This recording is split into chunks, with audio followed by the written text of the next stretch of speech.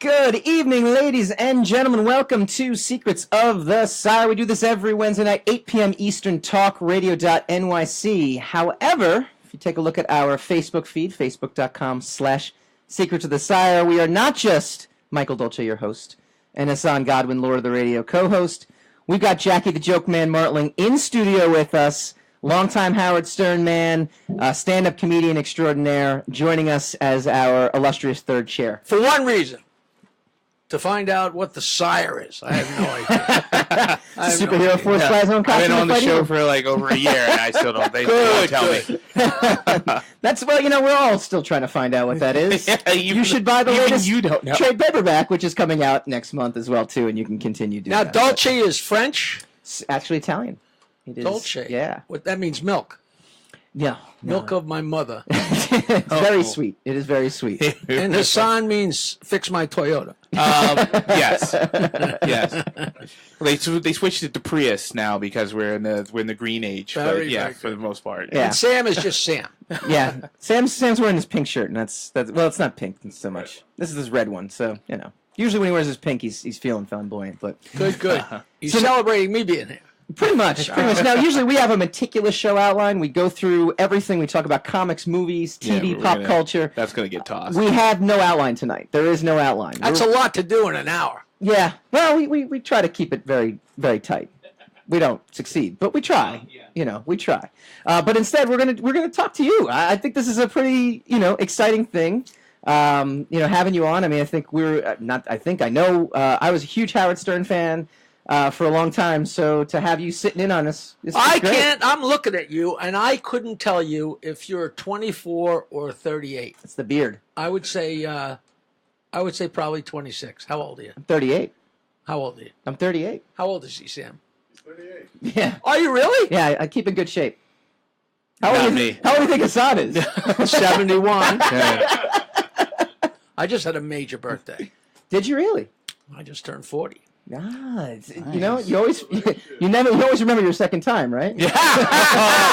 Nice. Because it takes a little longer. That's back when it used to happen. I'm at the age where the only time I won it twice is before I had it once. I should just end now. I'm done. That's the best I'm going to get. Yeah, we don't have anything. We're unarmed. I just hit 7-0, Hassan, and I do not recommend. People come up and say, happy 70th birthday, and I'm like, that's an oxymoron. God, I hurt in places I didn't even know I had places. Man. But, it's better than being dead. I like it. That's true. Yeah. Although I've heard good things about Dead, too. Yeah, well, you would, but it's Sire bullcrap. I think I'm doing good, and then I walk into this apartment that's like bumps and grinds, and Jesus, I almost killed myself walking here from the bathroom. There's 4 steps. It's New York City, baby. I know, I love it. And I got here early, and there's a brand new restaurant across the street, and it was, I don't know the name of it, but it doesn't have a Japanese name, but it looks like a dark New York City wooden bar, but it's a Japanese bar/restaurant. We've eaten there. Do you know what I'm talking about? Yeah. It's very nice. It was very strange. I walked in, there's over, but how y'all do? I'm like, what? It was great. But it was fun. They were very nice. They gave me the right change and everything. Geez, I should be I wanted to give a nice plug, and I have no idea what the name of the place was. I couldn't tell you. What was the name? We ate there Christmas Eve or something like that, or Thanksgiving Eve. Yeah, 160 It was something Asian. 160 72nd Street. Yes. West 2nd. We can tell them where it is. We can't tell them what it is, but we can tell them where it is. We won't show them this video when we approach them for sponsorship, but I will stop over there. So, how big? So we talk 8 inches. We talk comics, movies, good one. TV, and pop culture. Are you big into any Marvel stuff? Are you big into? No, I couldn't wait to get here, and I didn't want to have a conversation with you before because I'm not a comic book guy. I used to be a zillion years ago, but I never ever made the leap to Stan Lee and Marvel. I had the most eclectic, ridiculous Mad Magazine and Superman and Batman and Betty and Veronica and Archie and Uncle Scrooge. I had the weirdest collection of comics, and of course I had 200 of them, and of course, like everybody else, you wake up one day, And 20 your years mom- later, and like, what happened to them? You know what I mean? I know my mother, I had a whole bunch of Mad magazines, and then there was one of those little Mad primers, and the kids were out back behind the garage smoking a reefer, and my mother read that and threw it away, and I'm like, That was it. where is That my was it. Mad magazines? There's something in there about a reefer. I'm like 10 years, I didn't know what the hell she was talking about. But I was into, I did a little bit of, the Aquaman, but I never made the Rubber Man I never made that the Justice League. I did Justice League a little bit because Superman and Batman were there, but but I was so into Superman. I was one of those guys that sat there and stood up at the movie and said, "You got that wrong." That's not what Ma Kent looked like, you jerk. You stood the entire movie then. Yeah. Yeah, especially for that one. But I love it. I'll tell you, I don't know anything. I was at the toy fair the other day. My guys at Be Terrific, I don't know if you know who they are. No. BeTerrific.com. They're they're like you guys. They're movers and shakers. And the guys walking around the toy fair with a camera and microphones and talking to people. And he goes out live over BeTerrific.com. It's really fun. But I am so lost. They got 45 million little statues of. Yeah. I never heard of any of these. Like whole complete walls of stuff. And I'm like, who is that? When did that happen? The only thing I saw that I said, geez, I couldn't even wrap my brain around having it when I was a kid, is they had a what the hell is the you control with the thing. A drone? A drone. God damn, I'm so old. But it was Superman. With a Superman with a propeller. drone. There's a Superman that you can make fly around. I'm like, geez. That's cool, but the rest is Yeah, kids don't need imaginations anymore. No, That's the no, way. imaginations are put. Yeah. Here's the thing they have. They have a hoop and another hoop, and you make the plane fly through the hoops. Where are all these drones going to go? What about when there's a party and there's 19 3-year-old kids running around and somebody's drone goes into their eyes? Is anybody doing the math here? Or am I stupid? No. Am I stupid? No one's thinking ahead at all. They're thinking that they're going to get some sleep after their kids have worn themselves out chasing drones Let all me over tell you the right place. now, I have a 2-year-old. If he's chasing a drone, that's awesome because I can sit down and do nothing. So see? It's gonna be fantastic. Yeah, no one's thinking about the implications of lawsuits and stuff like that. Well, my drone flies over the next door neighbor's pool. There you go. Yeah. When my neighbor's wife is out. The only problem is you should see her. He looks better than her. But it was, the Should toy fly fair. over and drop a radio in the pool. Does that still work? What a way to kill you. That's how James Bond killed the villain in the very first James Bond, right? Knocked the fan into the tub. Into the tub. Yeah. God. I remember Was he that. just taking a That was- leisure tub? That was very traumatic. You just Well, taking a yeah. leisure James leisurely Bond bath? used to find everybody in the tub. Yes. That's what he used to wait until they were taking a bath. He's on a South Sea island where the thing is plugged into the light bulb above and it's hanging down. You get electrocuted just looking at that light. But it's great fun. So everyone's talking about Black Panther right now. Black Panther movie. And I knew you were going to ask me about that. And I was never a member of the Black Panthers, and I didn't even encourage them because they started so much trouble. you're debunking that rumor now, Yeah. right? This is official. I The don't internet's a have strange any place. interest in the Marvel stuff, or not much. I go here and there, but I went to Wonder Woman because it seemed interesting, and I loved it. I thought everybody I know, old people, young people, everybody loved that. And I have no interest in Black Panther, but it's been so crazy, the reviews, and everybody I know that didn't think that, everybody loves it. So I wanted to go, and not even thinking about this show. I couldn't go. Every like Broadway Cinema on Long Island and Westbury, if you go at a time when you can go, Right. where you A choose normal your time. seats, except for the back right corner and the front row, there's no seats available. And hasn't it been out a while? Yeah, 2 weeks. About 2 weeks. it's It should have died down by now, So but it's not. we So were- I haven't seen it, but I'm going to pretend I saw it. We right, I we do that couldn't all the believe time. that black guy beat all those people up. We've actually done. That's pretty much the whole movie. So you've seen it. Yeah. Basically. We've But done entire shows where we Mark haven't seen Kent anything. did not look like that in real life. No. But I am going to go see it. I really do want to see it. We were actually talking about this off the air too. It's what do we account for the phenomenon, right? Like the first week is one thing, right? First week everyone wants to go see it. It becomes this thing. Right. The second week it's got to be good, right? I mean, that's got to be. Do you know? I think this is. I'm dating myself because this is. But I might as well. I play with myself. But I knew that was coming. like a million years ago, you did not. I did too. A million years ago, when they made the Howard Stern movie, I'm sure you guys know, if you're on the web and you say, I got 200,000 people looked at this, what I just did. Right. If one person out of every 5,000 buys a CD, that's Right. when the web first started. I had Jokeland. I had so much great stuff on the web. I had a cable modem that, for some reason, Bayville, Long Island, on the North Shore of Long Island, was one of the test areas where they gave us a cable modem like a full year or two before other people. So I'm loading everything on there. I'm putting pictures on there. I don't know enough to dumb them down. So people are spending all day downloading one picture because they're on 14.3 or whatever the hell. But I put all this stuff, and I was getting hundreds of thousands of people saying, wow, if one person out of 1,000 or if one... Nobody bought nothing. Yeah. There's nothing going on like that. It doesn't translate to any buys or maybe just my stuff. But I know when they made the Stern movie. No, we make no money either. Don't worry. When they made the Stern movie, we made whatever. I hesitate to say we, but it was we.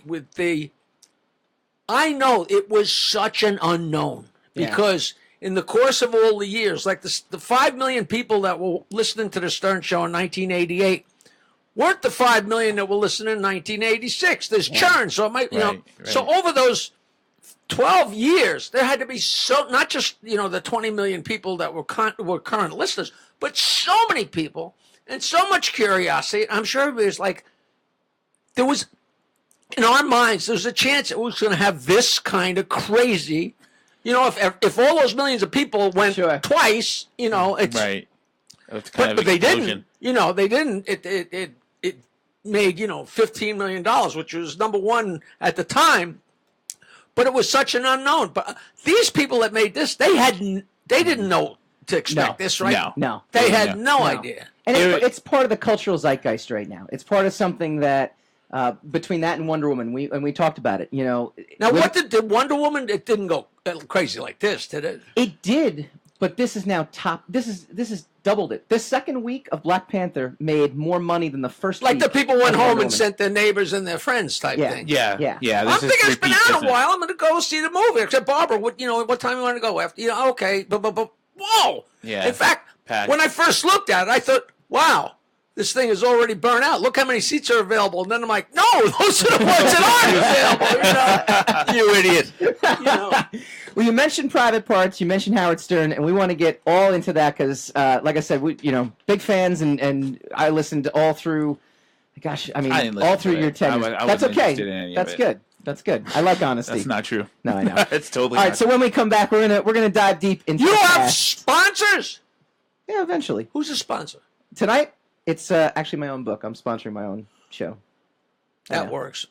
JackieTheJokeman.com. If you go to JackieTheJokeman.com, the Amazon page pops up for my book.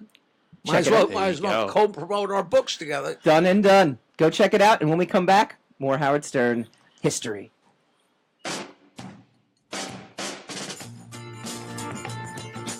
You're listening to the Talking Alternative Network.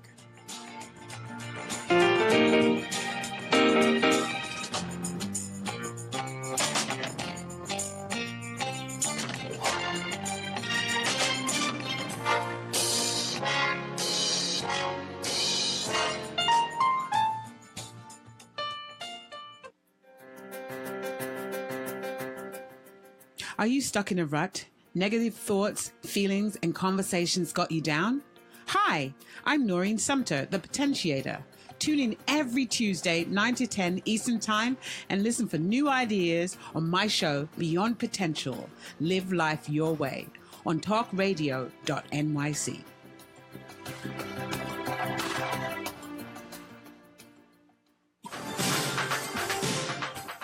Who do you want to connect with? Are you an entrepreneur or intrapreneur looking to build your following? Welcome to our show. Follow Me Friday with Joan and Priya. Tune in every Friday at noon Eastern on talkradio.nyc. We're your digital connectors. Woo woo!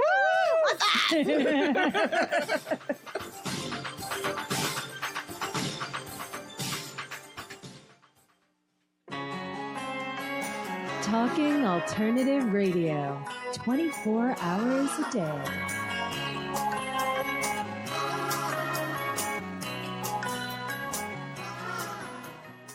We talk comics, movies, TV, pop culture, all the stuff that you love, and we do it right here. Stuff that makes the girls run away. Oh, well, clearly. No. That is completely false. Stuff that makes the girls That leave. is completely I recommended false. Secrets of the Sire on my show, and I got less female listeners. Secrets of the Sire.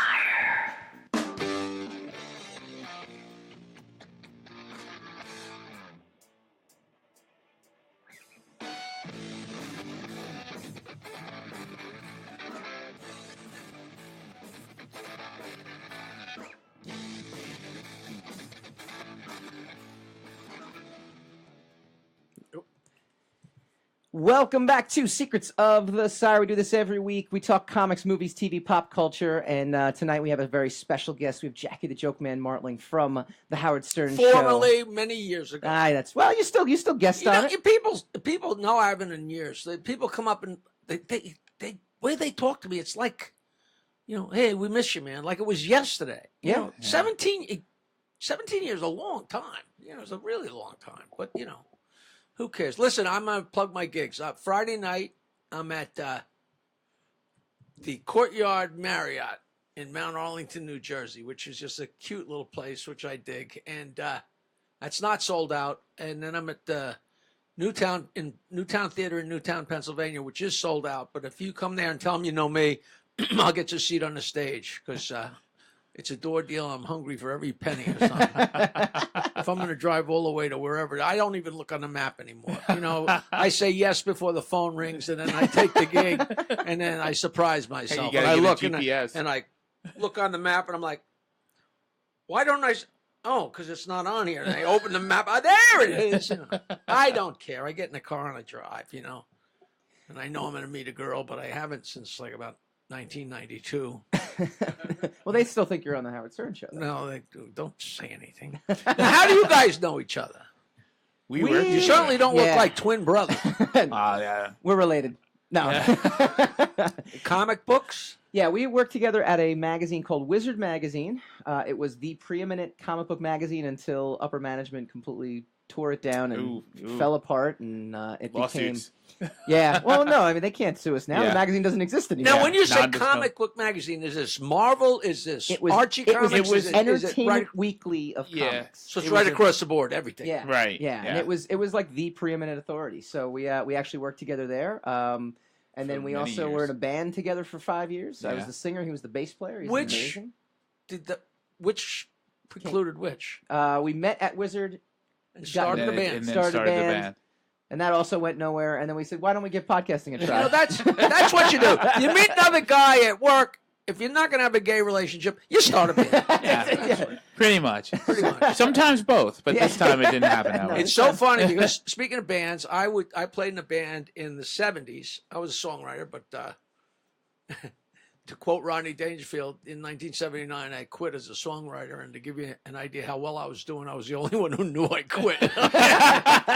But we used to play at a place called the Right Track Inn in Freeport in the 70s. And then when I became a comedian, I was producing shows. We used to play at a place, I used to put on shows at a place called Heckle and Jekyll's in Massapequa in 1979. Wow.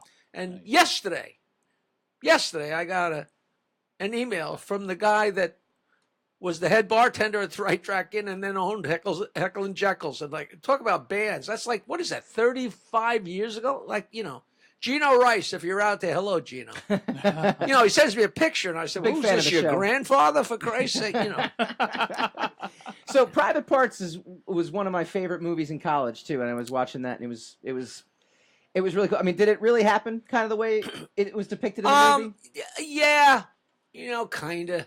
I got a problem with it because it's a whole long story. The chapter isn't in my book. It's going to be in the sequel. I wrote 2 books. Yeah. I had so many stories that I barely got started, and I had 600 pages. So I had to do Sophie's choice and pick the chapters that I wanted to be in the first book. Sure. Right. And I don't know if I'm going to get to do the second one. I'm going to self-publish it if I have to. And there's a whole huge long chapter about private parts, called Very Private Parts, because there was a lot of crap went on behind the scenes and stuff. And they actually were going to make the movie without me. And I was sitting there for months, and they're like having meetings and stuff. And I talk about, how it feels if everybody's invited to the party and you're not like, but I'm sitting there on the air for 5 hours a day and there's nobody's talking about it. It's the elephant in the room. And then that got scrapped and they started over. And they figured out a way, because they were going to do the movie without me existing, like there wasn't me, because I wrote jokes and handed them to Howard. So they weren't going to show that in the movie. Right. And I understand that, But then the way they did Private Parts is it was like they were huge, monstrous successes. And then at the very end, I showed up and jumped on the train. It was at the very end. Oh, and here's our new guy today, Jackie Martling. And at least I got to be in the movie. The one thing I really wish is the reason I got on the show is because I sent them my albums. Now, if Howard had said, hey, here's our new guy on the show today. Look, he sent me these albums. That would have been not only great for me, but that would have time-stamped the movie with LPs from 19, Right. But they didn't do that. But it was really, really fun. And so it made it look like I just hung on for dear life at the very end. But some of it was right on. Like, I'll tell you, everybody loves the match game scene. That's as close to reality as it got. That was accurate. Yeah. And there really was a girl that came in and took off her clothes. Yeah. But I wasn't there for that. But in the movie, I sat next to Jenna Jameson nude for 3 days shooting that scene. It was so great because to do the movie, since we're on the air on the radio every day, it was really tough to get to put the hours together. So instead of having set times, because it's union guys, they had to make it so they could just take Howard when they could get him. So we had what was called French hours or French service, which meant there was a full buffet available at all times. It wasn't like shoot for a couple hours, break, lunch. Right. It's like catch your food when you can. So we'd stop shooting the scene and go to I could still remember standing at the buffet, and there's Jenna Jameson, stark naked, wearing a bathrobe, but the bathrobe's open, and these guys are like dropping their food and running into each other. Like, holy Christ! Oh, talking about it, I can almost smell it. Oh man, it was incredible, and she was so great. Someone's friend, and all I had to do the whole time was I was folding her bra when she took it off and folding her panties. And she was a pal. So we tried really that here, but Hassan's bra was really tough to. Well, you know how it is. And then shooting at extra large. The outdoor rock and roll scene at Bryant Park was just off the charts. So, AC/DC just blasting that song all day, and me and Robin were doing the bump, and I just with the process of a movie, did you get the deja vu feeling of having lived it, or was it just too like a hyper? No, because we were still in the thick of it. Yeah. The show wasn't like, hey, remember we used to do this? We had done it that morning. Right. It. So it just seemed kind of odd, right? But it's all out of sync, and I didn't, to tell you the truth, my part was so small. I only had a couple of scenes. I only had a couple weeks, But on the movie. you're like an endearing, and that's why people still say they miss you and still want to, know about, what happened and why aren't you there, and we miss you and want to be there because. Sometimes it's the smallest roles that actually resonate the most. Now, a lot of people say that's their favorite scene in the movie, and and my line's like according to a lot of people, especially me, that's the funniest line in the movie. It's the funniest line, and I wrote it, which makes me feel very good. So who knows? Do you feel so? I mean, having done so, I have a ton of questions, right? So I mean, just going through that and going through the experience. You're 38. Yeah, you really are. Yeah, I couldn't believe him when he said he had a kid. I figured he shoplifted it. Yeah. Well, yeah. He's running around. He's a good little nugget. But no, like when you're actually in the thick of going through the rise of the show and being a part of the rise and kind of breaking all these boundaries. I mean, this isn't the age of social media. This isn't like you're not hearing this stuff 24/7. You're just kind of doing it, right? You know the old thing about if you put a frog in a hot frying pan, he'll jump out. But also you put a frog in a frying pan, turn on, and it slowly gets hot. He stands there and burns to death because it was so gradual. Yeah. And I became full time in. I quit going on the road so I'd be available. And I said, hey, I'm not going on the road anymore. I'm ready. And I was on 2 days a week. And I went from 2 to 3 to 4 to 5. Truth be told, it was a lot funnier the days I was there. And it was when you A-B it, So they needed me there. And just created that whole thing of passing notes. It was like, it was so organic. It's hard. I wish we could make a movie about that because it was so gradual and so ballsy. I'm sitting there with this guy who's like a top disc jockey, and I don't know from radio, and I'll hand him an idea. And like when I first did that, he looked at me like, I don't need you to help me across the street. Sure, Pretty soon I was pushing him across the street. And but after we went, the turning point was when everybody said radio's local, and you can't syndicate a morning show. Sure. And when we syndicated to Philadelphia and Washington, and it worked big time, almost right away, it was like, we might have a tiger by the tail here. But I'm telling you, I don't know if it happened 3 times, 5 times. They couldn't get a hold of Robin and Howard usually, and Fred wasn't talking to anybody, and they were scared of him anyway. So I always was getting interviewed, and they would always say the same thing. Jackie, the show is groundbreaking. You guys are so funny and so great, and the whole world's listening. But how long can it last? Yeah. And they said that after 2 years. And then they said that after 5 years. And all of a sudden we're on Channel 9. Oh, you guys are so great, but how long can it last? And then the pay-per-views. And then how long can it last? Then he wrote a book. Then he wrote another book. And then he'd made the movie. And then we're on CBS against Saturday Night Live. Oh, yeah, you guys are good. How long can it last?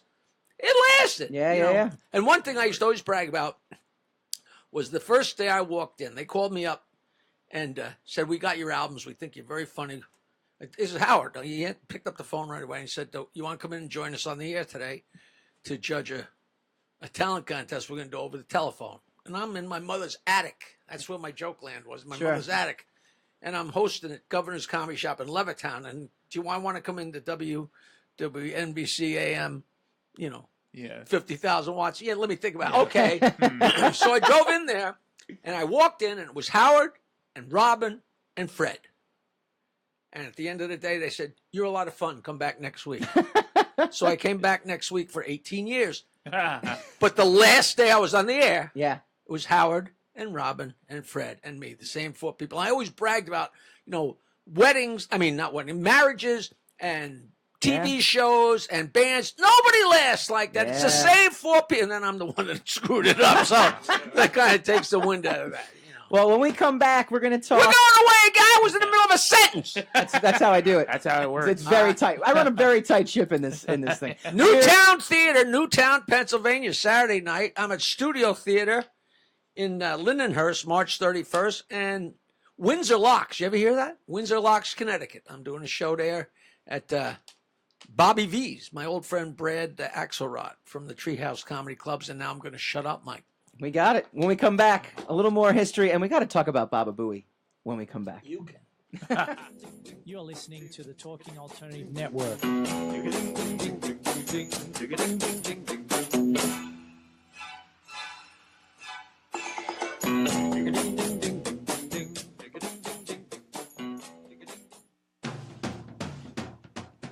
Are you into comics, movies, and pop culture at large? What about music and TV? Then you're in for a treat. This is Michael Dolce, your host on TalkingAlternative.com. I've been professionally writing comic books, screenplays, and music articles for almost 15 years.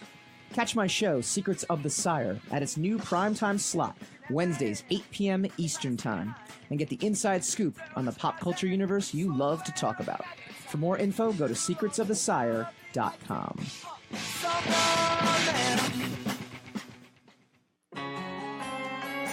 Talking Alternative Radio, 24 hours a day.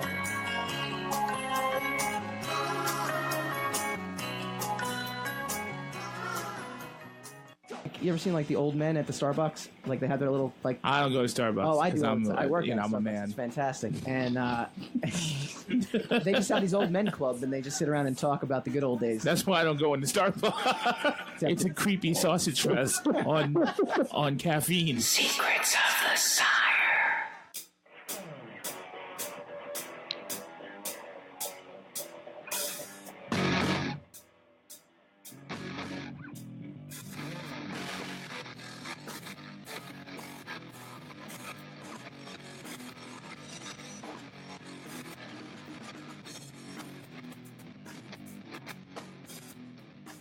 Show. Welcome back to Secrets of the I Sire. was just enjoying the song. We'll give you cuts. It'll be great. Don't you dare. It'll go It's a great. compliment. We'll force a complimentary album on you That's when you're walking out the door. That's how it's done. Yeah, take this with you. So normally we talk comics, movies, TV, pop culture. Although this definitely still falls into pop culture. See, it works out totally pretty good. pop But culture. we've got Jackie the Joke Man Martling in studio talking about his days in Howard Stern, talking about all the fun that was had. I guess our intern Susuma wanted to know, the myth of Baba Booey and the legend of Baba Booey and how that all kind of came about. And, Like everything, it was so simple, just like the whole F. Jackie craze. It starts with something ridiculous. Like Gary was talking about Baba Louie. The cartoons and the TV shows they talked about were after my time. Yeah. I'm older than those guys. Yeah. I didn't even become a comedian until I was 31 when I quit music. So, I got on the Stern Show. I didn't get my first paycheck in my life till I was 38. I mean, I was a late bloomer. I was, I had women and booze and pot to smoke. I had things to do. So we'd be on the show and they'd be talking about the Partridge Family or something and a certain episode. And I'd be scratching my head. And Gary and Howard and Fred would be looking at me like I'm an outcast. And I'm like, I was out getting laid while you morons are watching the Partridge Family with your mommy and daddy. I'm a real loser, But Gary collects cells. Like, bad enough to watch cartoons, but he's got the cells that aren't even moving. yeah. And I know these are what he loves. So he was talking about Baba Louie that was on whatever TV show, whatever cartoon. And I was going to say the Frightening Fred show, but no, that was the co-writer. And he said, I got a really good picture of Baba Booey. And it sounded wrong to everybody. It even sounded wrong to me. And I think Fred said, what are you talking about? He says, the guy was a quick draw McGrub, Baba Booey. And all of a sudden, everybody, moron, Baba. And Scott comes running in with the tape of Gary saying Baba Booey twice. And Howard played it 100 times, and it was stamped in time. I mean, that has to be the most iconic. Isn't it amazing? Out of everything you guys have done, I think that's the most iconic piece of audio. Very, right? very recognizable. And also, when Howard did his second book, the chapter about me, the first two words were F, the word. You can curse. This is the internet. Was so fuck Jackie. And somebody called up and said, "Hey, Howard, I enjoyed your book, and by the way, I agree." And you couldn't curse. You couldn't curse because it was terrestrial radio. The guy said, "F Jackie," and everybody kind of laughed.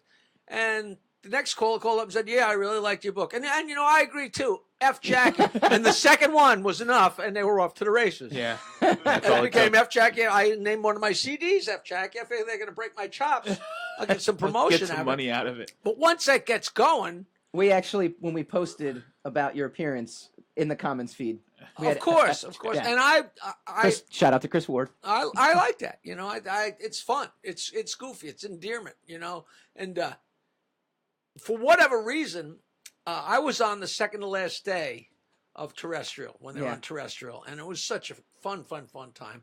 Well, I'll tell you about Gary, but then the next day, I guess they did a live event from thousands of people, Right. a rally, and at the very end of the last day of their, the last seconds of them being on terrestrial radio, the very last thing Howard said was, "And F Jackie," which I take as a love letter. Yeah. You could say, no, he wanted everybody in the world to hear that, but that's fine. But It's just all so funny. What's your like? What's the standout highlight for you in that run? Like you mentioned in the movie with the Jenna Jameson scene, which was pretty awesome. But take the movie out. And actually, the story he just told is a highlight for me. Yeah. You know, so that's a living vicarious. There was so many. We were in, I was a musician and a hippie in the late '60s, and we're at the Prince's Trust concert in London, and we're up in the catacombs in a room broadcasting, and we're sitting there, and the Bee Gees were sitting across. I'd always sit next to Howard when we're on the road or something, and I'm here, and Howard's there, and Robin's there, and right where I could touch them, just like you, the three Bee Gees, and they sang a couple songs a cappella right there, and I'm like, shoot me now, I can die now. And then James Taylor came in the studio, and he sang, and with him right there, those are highlights. But being on the stage when we did the rally, and you can't nail anything down. No, it was just too phenomenal. It was a blur of like fantastic. We're sitting there at 6 o'clock in the morning, blurry, and all of a sudden, boom, through the door, here comes Sam Kinison, Pat McCormick, Jack Riley, and Chuck McCann. Now, I'm sure there's not three people in the audience that have any idea who any of them are, except for Sam Kinison, and maybe Sam not Kinison, even. I would say. But it's the Mount Rushmore of comedy in my childhood. Chuck McCann was a childhood, talk show host or whatever, like a Soupy Sales type thing. And Jack Riley was from the Newhart Show. And Pat McCormick was like the 6'6", crazy, filthy, incredible writer, performer. And it's like, I'm like, holy jeez. Sam got done with his set at the Comedy Store and said, hey, you guys, let's go do the Howard Stern show, man. They got on his plane and came out. Like, you can't make that crap up, So, aside from that, it was a bore. Yeah, it sounded terrible every time we listened to it. Yeah. I'm glad to be here. One of the worst things that ever happened. Oh, good. That was my next question. We used to write the questions for Stuttering John to say. And it was always great because he was an idiot. He didn't know what he was doing. So we'd send him, and he'd go up and say to Helen Keller, hey, how do I look today? You know what I mean? Like, because he just didn't know. And I have a new knock-knock joke, a Helen Keller knock-knock joke. Are you ready? I'm ready. Here we go. Is the audience ready? We'll find out. It's a Helen Keller knock-knock joke. Knock, knock. Who's there?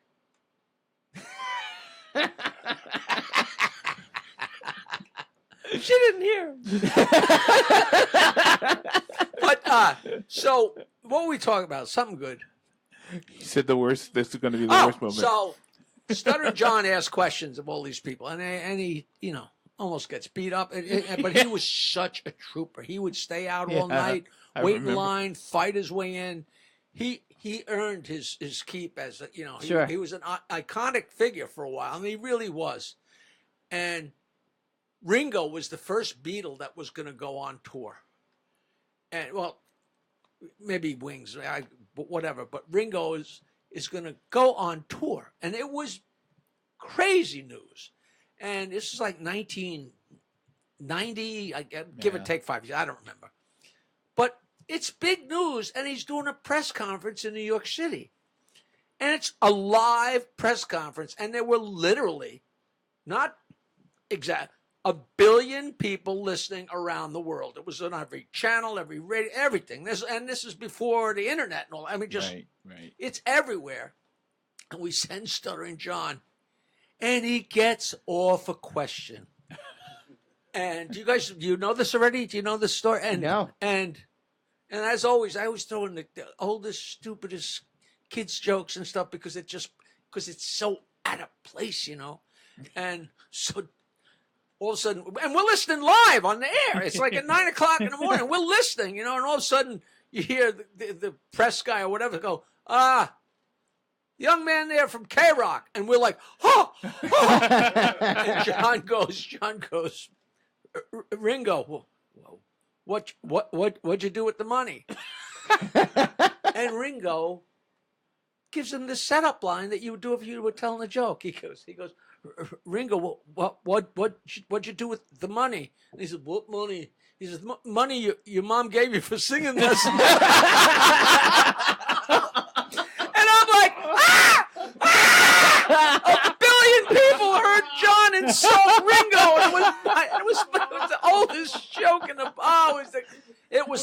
I still get douche chills. It's 30 years ago. I'm still like, oh. Because what are the odds of him It's getting like, through? yeah. Oh. And it's like you're exposed now. It's like this is real. It's out there. You know, we're not taking this back. Did you ever get like nervous around like a particular celebrity or a particular comedian or a particular musician? No, because you know what? It was our living room. It was Howard's living room. But you know, like that's why I put up I the couldn't banners. believe like I'm sitting there and James Taylor's playing or the Bee Gees are there or you know, it just. You know, Sam Kinison I knew already, but, you know, it was always exciting as hell. And I used to finagle, you know, we'd have people on, and Howard would never introduce anybody, you know, like, it was all him, you know. You know, forget Jackie and Fred or who, we might as well be invisible.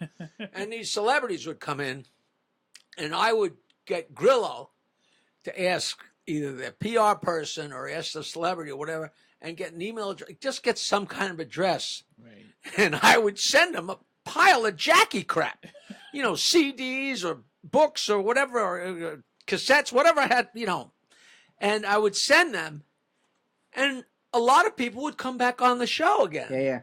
And when they came on, they'd completely forget that they had never met me. You know, they got my stuff, and I made them laugh, and like, hi, you know, they're walking, hi, Howard, hi, Jackie, and he's like, you know, what's going on? And, you know, like Roger Daltrey walked in, he was all over me, and Clarence Clemens came in and sat down, and I went to take a leak, and I came back, and Howard's sitting there fuming, and I said, what's up? And he goes, yeah, Clarence is sitting there telling me how after the bar closed in Mill Valley, they sit around and get drunk and listen to your joke tapes. And he goes, yeah, man, you're the funniest guy. And who else? Roger and Diamond Dave from whatever. From Van Halen. From Van Halen. So that was just me finagling. And, you know, I get yelled at for that. But how harmless can anything be? Well, that's a good question, too, right? Because, like, what was it like when the mics are turned off? I mean, you know, how was Howard? How was Robin? Like, how was everybody? Everybody was, you know, all for one for we're having fun. That's all, just having fun. So there was never, you know, anybody stepping on anybody's toes or worried about that. One time we used to do Sternak, which was the Carson's Karnak. Yeah. You know, question and answer. You give the answer and then say the question. And I used to write them all, and I got all the blame or all the credit. And you know, I wrote the insults, the whole thing. Sure.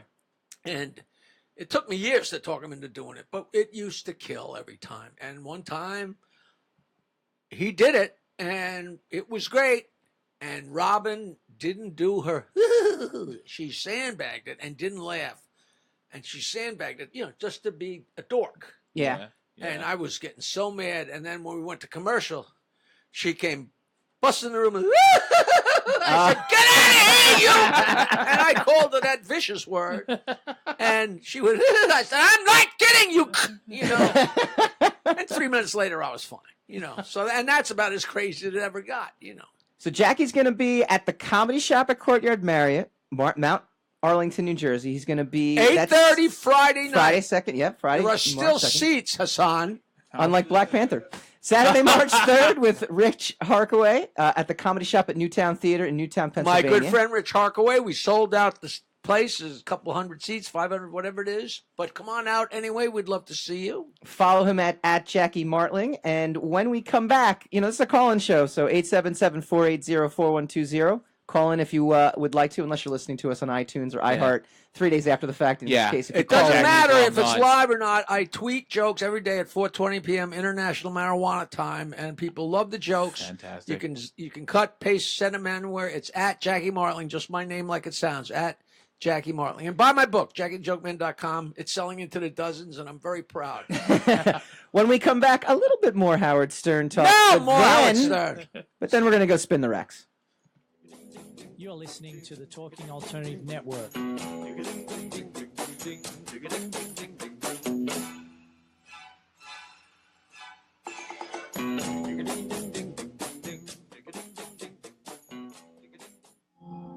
Are you a conscious co-creator?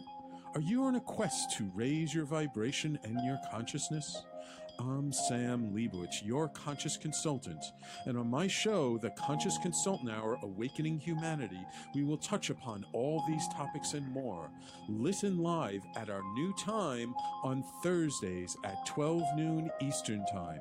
That's The Conscious Consultant Hour Awakening Humanity, Thursdays 12 noon on talkradio.nyc.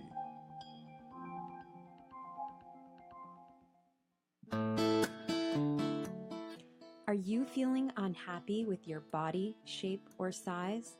Ever feel out of control with food? I'm Elizabeth from Nourish the Soul, and on the show, you will uncover the root to these imbalances and discover a permanent solution to having a healthy relationship to food and your body.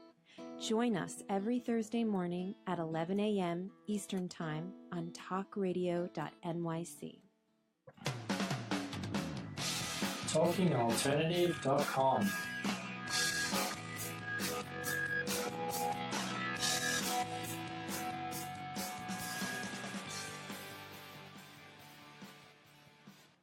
We're going to keep it superficial. Just the brass tacks We are of the very situation. superficial people in general, Well, so we are going to stick to. Well, I'm a very superficial person. Yeah, I'm all right. I'm a book by the cover kind of I'm a person. great guy. I'm not superficial at all. Secrets of the Sire.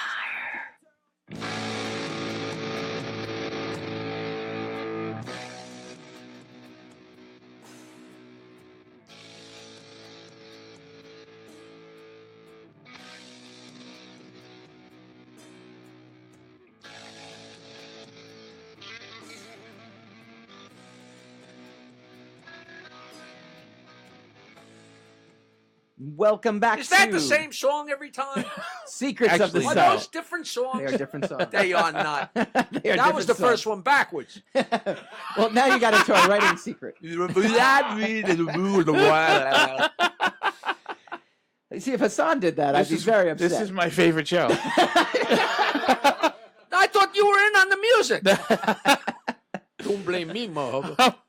Don't blame me. I'm more into making fun of him. So that's our dynamic. Yeah. That's Baba right. Sire. Baba Sire. We always say that when we fight like a married couple, the show's doing very well. Yeah. That's what we Yeah. think. So. But I don't have to do a thing tonight. No, I know. Started a It's band. like my rather- night off. You This is started a band fantastic. rather than become a gay couple, I thought. Well, Well, yeah, we yeah. did that. Yeah, we did that. We did that. We'll see what the other side.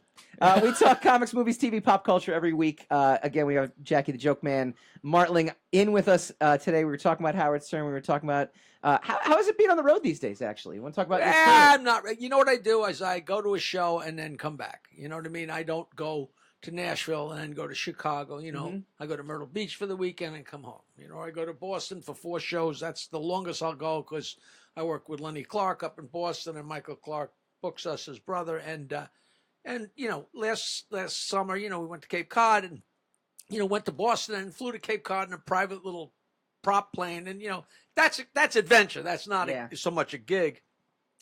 But like, you know, this weekend, Friday night, I'll drive to the club, which is actually in a hotel, and stay over and then go to the next place. And, you know, one night away, I got a pretty girlfriend. I got Barbara Klein, the greatest girl in the world. And I got 2 cats that I have to go home and kick. 'Cause if I don't kick them, who's going to kick them? And, I got a nice house on the water. I did a few things right. My house is paid for, so all you know what Jackie Mason said. I never have to work again unless I want to buy something. What are the names of your cats? Oh, you would ask me that. Yes, I would. Lily is a feral cat that's still not talking to me, but Jake was a feral cat when I got him 14 years ago, Lily and he and is Jake. the love of my life. He's just my boy, Fantastic. and he loves my girlfriend, and she had a feral cat outside of her mom's house. Her mom passed away, and she says, "I think, don't tell me you're bringing that cat." And we're like, what if they don't get along? And meanwhile, they're in love. These 2 stupid cats. So. That's good though. And Bayville's the greatest little town, so Let's talk about Brian O'Halloran. Brian, they want you to do your show, do their show. That's right. We want to shamelessly self-promote our Yes, show in any we way, do. shape, or form. We But really do. we'll segue better into it when we go spinning the rack. Oh, whoops.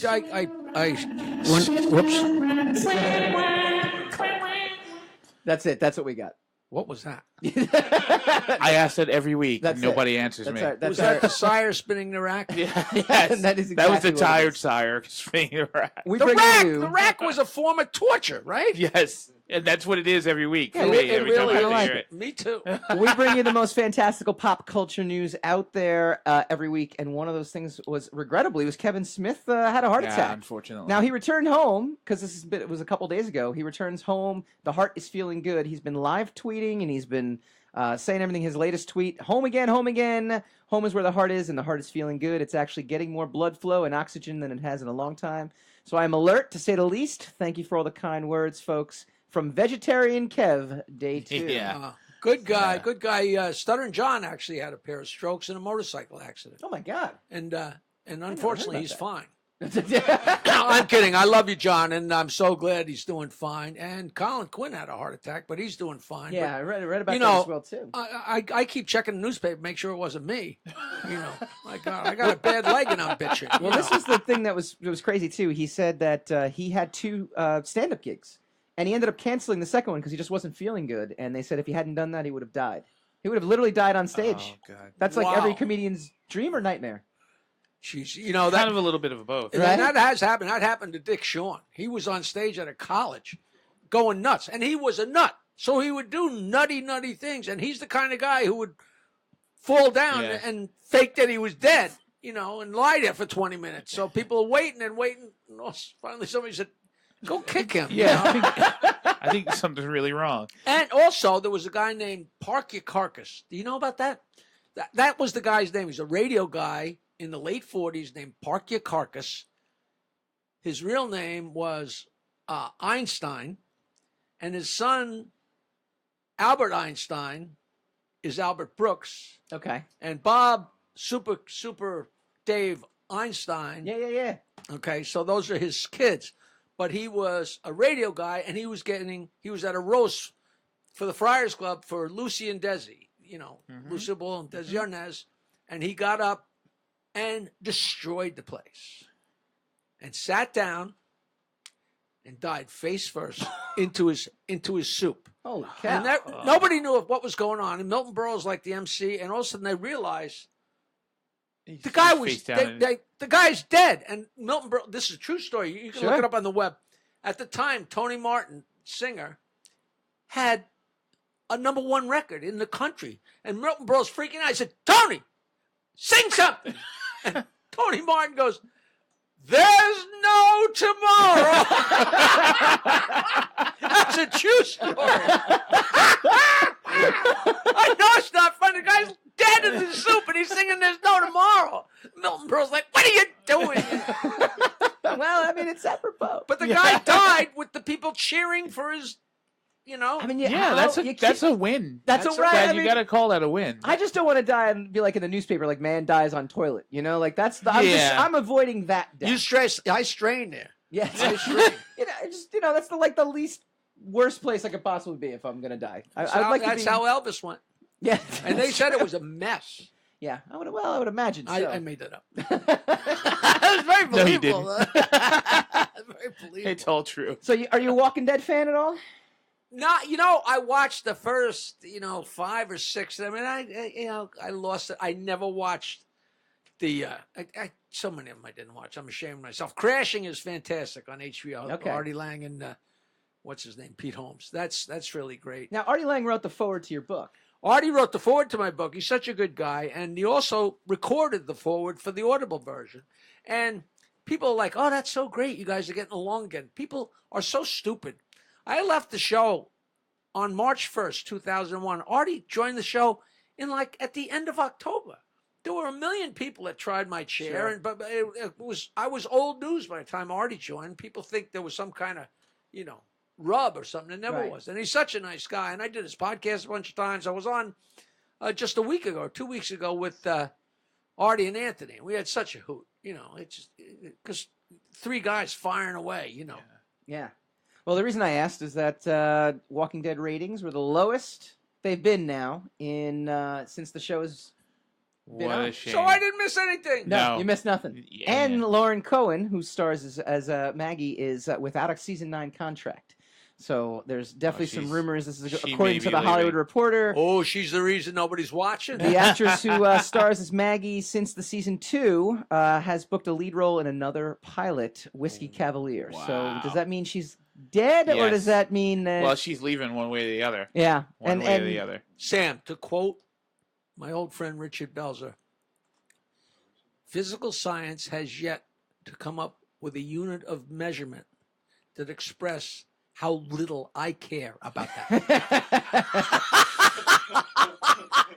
We built our whole show around that, and that's what we do. exactly how I feel about that show. No, everybody loves that show. No, not everybody but me. No, but Hassan doesn't like most things. So, did you watch Star Wars: Last Jedi? Are you a Star Wars guy? I'm not a big. I watched it way back, and then we had Mark, that nut. What's his name? Mark Hamill. Mark Hamill was on when we did a Channel 9 New Year's Eve show, and he was just a hoot. But who could ever look at him seriously again?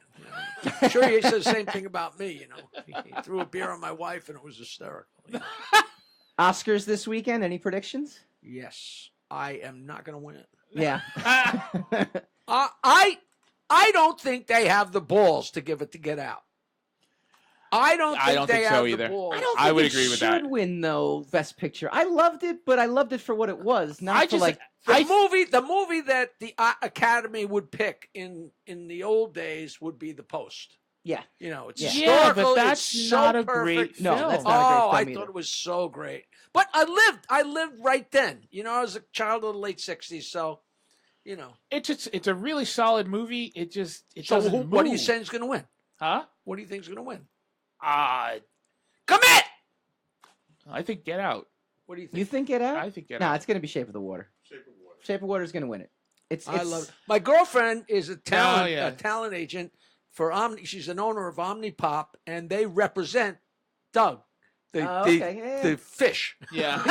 yeah. So good luck, 100% Doug. All right. Well, we're gonna have to cut it off there. It's an hour Are we long. done? That's it. We're done. Jackie, this has been great. At We Jackie didn't do Martling, anything. go to That's my the best part. We didn't do a thing. This is our night This off. was our night off. This is Go to great. my Twitter and send me an email, jokeland@aol.com, and tell me that you enjoyed me. I'd love to come and join these guys again. Jokeland@aol.com. Who do you want? You want Florentine? He's pushing a book, Jim We'll talk- Florentine. Yeah, we'll take them all. Yeah, And you we're We're want shameless. what's We're his name? shameless. Charlie McCarthy. What's the guy's name from Clerks? Brian O'Halloran. Brian O'Halloran. We're gonna get him on as well. Next week, we're gonna welcome Josh Blaylock from Devil's Due Comics. He's gonna talk How'd all you about- get him? I know. It's just we've got this magic. We'll see you guys next week. Thank you, Sam. You're listening to the Talking Alternative Network.